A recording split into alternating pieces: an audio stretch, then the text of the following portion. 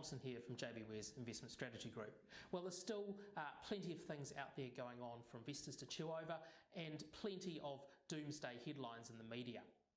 So we thought we'd take this opportunity in our latest investment news to really focus on our key message, which can be summed up by keep calm and carry on, and to remind investors to focus on the big picture. Because at the end of the day, the global macro environment still looks pretty good to us and corporate earnings are strong. And we thought we'd use this video to just quickly touch on a couple of the key risks that investors are focusing on. Firstly, trade.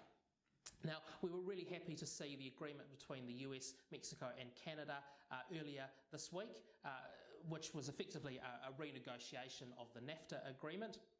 As you remember, a breakdown of NAFTA was something that potentially worried us, as it would signal a real escalation in the trade war. But we were always optimistic that this will be renegotiated, and that looks like the conclusion we've got to.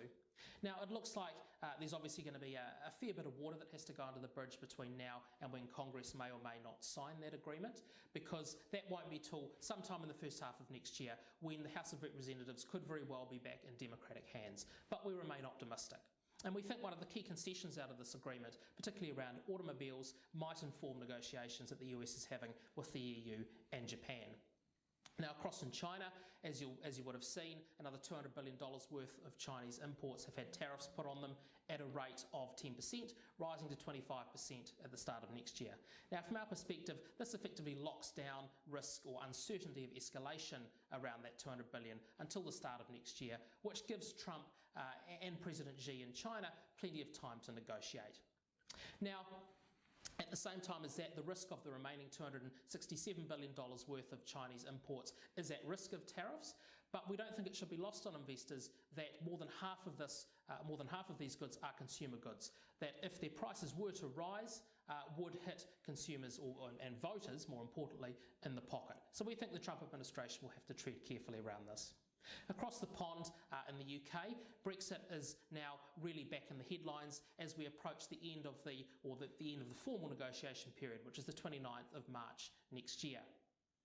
And why this is important is because no transition agreement has been, or withdrawal agreement has been agreed yet.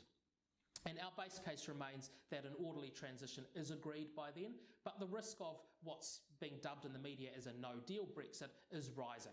Now, what this would mean is that if no agreement is in place by the 29th of March, the UK would immediately exit the EU and revert back to World Trade Organization rules, which means tariffs. There'd be potential issues with EU nationals that reside in the UK and vice versa, and potential difficulties for UK companies wanting to sell goods and services into the EU.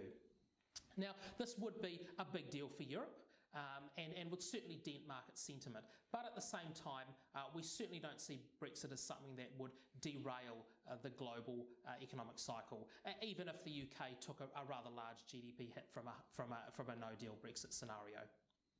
Now, just before I finish, we are heading into another quarterly earnings season in the US and Europe later this month. Now, we think the US will print another good season. We're looking at close to 20% earnings growth year on year compared to the same quarter last year. And we think Europe is still on track to print about 10% earnings growth for the year. And we're hopeful of a slightly better earnings season in Europe than we've seen so far this year. But we'll obviously keep you posted as we move through earnings season. So I'll finish there, but as per usual, please send any questions you have to us via your JBWere advisor. Thanks.